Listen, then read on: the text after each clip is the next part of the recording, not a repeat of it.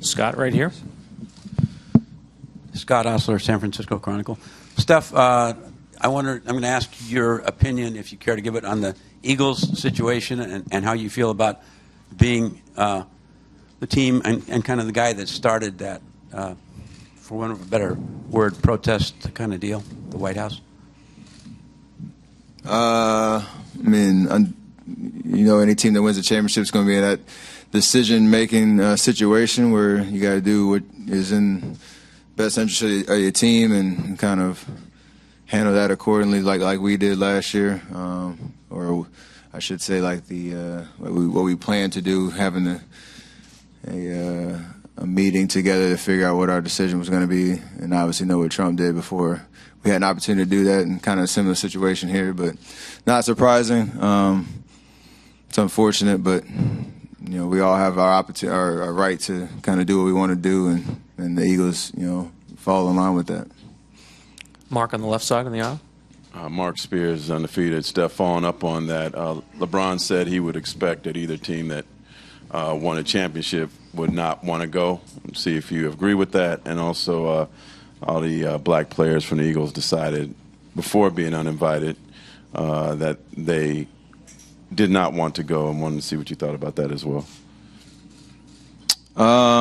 I hope to be in that situation and win 2 more games where we win a championship, and obviously know what comes with that. But I don't think I think I agree with Bron. Pretty sure the way we handled things last year, kind of stayed consistent with that. But at the end of the day, like I said, every team has an opportunity to make a decision for themselves and speak for themselves, and I think that's powerful, being in this situation. Shelley, over here. And I know it's a big if you get Andre back, what does he bring to your team that you're missing? Not that you're missing, but what does he bring? No, I know what you mean. He's we talk about his versatility all the time. We talk about the ways that he can fill holes defensively and offensively for us, and especially against teams that we have such familiarity with. He's such a high IQ type of guy that he'll most likely find himself in the right place at the right time and help our rotation get back to what we're consistently used to. So, and just for him, just as a person to be healthy and be able to play in the finals now that we're here, I think that would mean a lot to him and give us an emotional boost as well. So I don't know what his status is, but I know he's said he's been feeling better and making progress, so that's good. But I don't know what other hurdles he has to clear to get back out there on the floor, so let him speak on that. Tim, back left. Steph, all the way in the back corner. Tim Reynolds with the AP.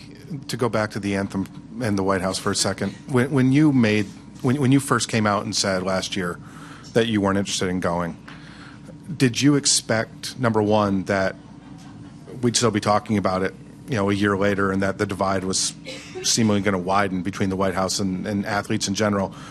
And secondly, did you ever think about maybe the unintended consequence of the White House is now almost using this as fuel in some regards, in that, like, for example, they came out today and said that the Eagles are the ones alienating their fans, that they're not. Did you have any idea it was going to turn into all this? No, but I didn't really. I did care because it's an important conversation, but you can't control what other people try to do or try to control the narrative or things like that.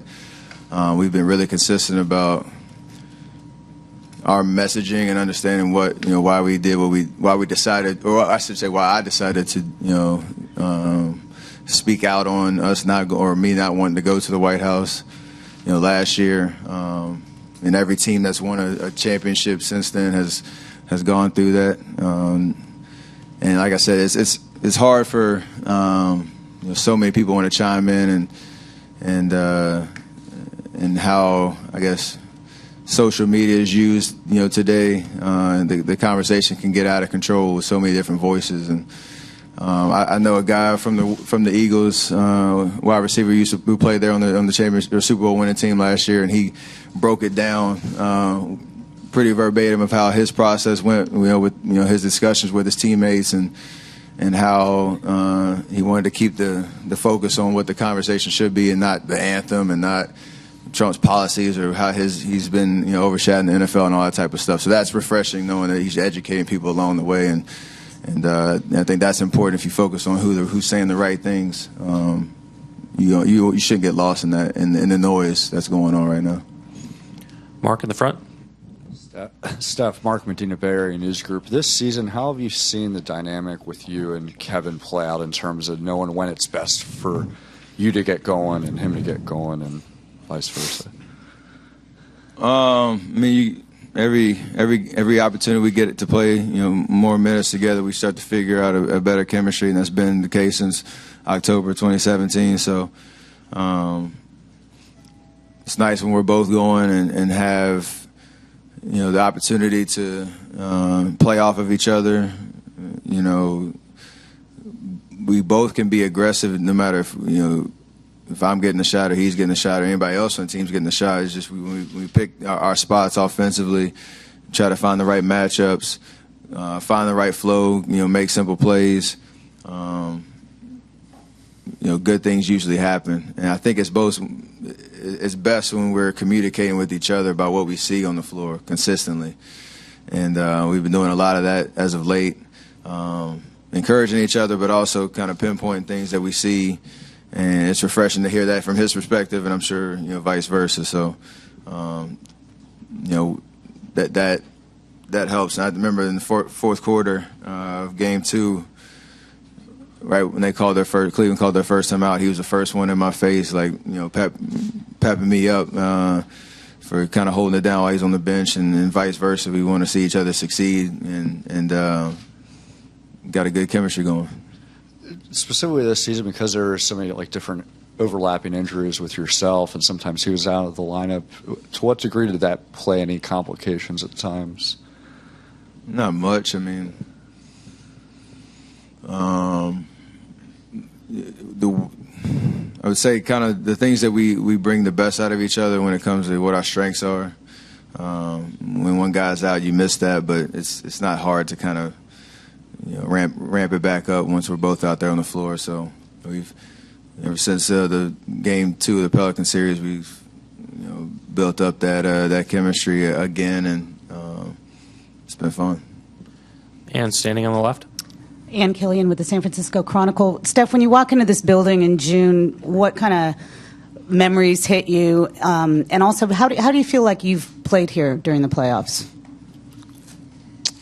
I mean, it feels like the finals. I mean, like I said, this is a road atmosphere in the finals. This is the only building I know, what that experience is like. So, and we know how the atmosphere is here. We know how Cleveland plays here with a lot of energy and force. And I think without going back to each game, I think I played solidly. Can obviously, hopefully, raise my level up this year, coming in with the opportunity we have in front of us, being up 2-0 again. So,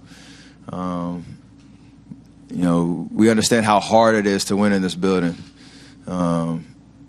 No matter what's going on in the series, when you change venues, you got to reassert your dominance and try to find that right momentum to start. And we have a great opportunity, tomorrow to do that. And I want to be, a part of leading that charge and playing an amazing game tomorrow and really taking control of the series. Last two back right over here, and then Tim. Steph, Connor Letourneau, San Francisco Chronicle. Given all the injuries you guys have had this season, how important has someone like Chelsea Lane been to help in terms of helping you guys get to this point? She's been huge, and her whole team's been huge on, just being there for us. We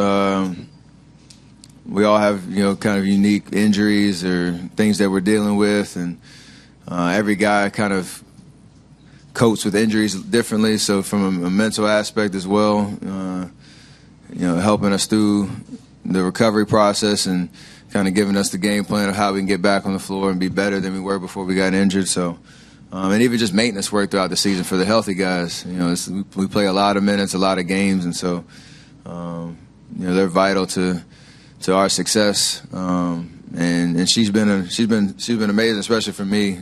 Just thinking about all that I've been through this year with the ankle and the knee and all that type of stuff, just keeping me sane. As you're not on the court for a good amount of time, you got to keep the right perspective about your rehabilitation and understanding that the big picture. I can come back like I have and be the player that I want to be and when it matters most. What's she kind of like as a person, and how would you describe her overall approach to the job? Very positive. She's got a great sense of humor about stuff, and I'd say topics of conversation in the training room go all over the place. She doesn't have like that huge basketball background. She's not really talking about much of that. It's just, what we got to do today to get right. She's always kind of one step ahead, thinking about or trying to anticipate what your move might be like coming into the training room, no matter what you're going through. So she's fun. She's got a great staff that they all step up to the task and sacrifice for us. So we got a good thing going in there. Tim, last one on the left. Tim Kawakami, The Athletic. One last Anthem question. The NFL people have, I'm sure you're happy about that. NFL people have pointed out that the NBA does have a policy done a while ago to enforcing you must stand for the anthem. I guess there is some understanding you can stay in the back. Do you think that's worth discussing? Are you okay with this policy, or do you understand that this has been agreed to with the players and you don't need to open up that discussion again? Honestly, I didn't know that rule. I would assume if somebody wanted to demonstrate or protest during the anthem, that there would be an opportunity to have that discussion and understand what the player wants, to express in that moment, and that the league would support that player, while they're doing it. I don't know if that's come up because nobody has knelt during the national anthem, but I think from just overall, just thinking about how the league has supported players, and we've had that open dialogue. I'm happy to be playing in this league and know that we can speak on what we believe without people breathing down your neck, and that's a good environment to come to work in. Thank you. Coach Carr will be next, followed by Kevin Durant.